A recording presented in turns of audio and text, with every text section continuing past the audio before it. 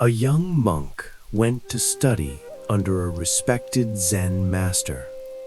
He was sincere, hardworking, and eager to understand Zen. One day, the master said to him, "You know the sound of two hands clapping. Now tell me, what is the sound of one hand?"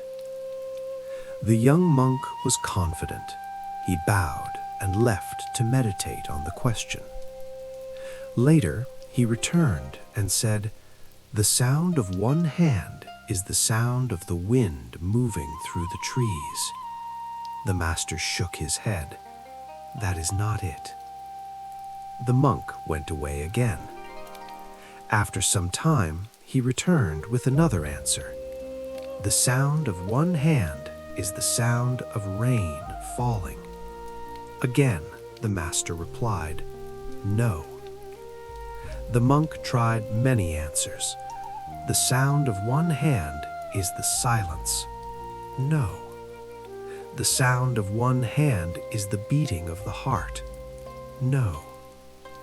Each time, the master dismissed the answer without explanation. Days turned into weeks. Weeks turned into months. The monk grew frustrated, tired, and confused. He felt he was failing. One day, exhausted and empty of ideas, the monk came before the master and bowed deeply. "I do not know," he said quietly. The master looked at him and smiled. "The sound of one hand is not something to be found, it is something to be noticed." When we stop searching for answers, the mind becomes quiet. In that quiet, understanding appears on its own. Perhaps the lesson is simple. Peace begins when we let go of the need to explain.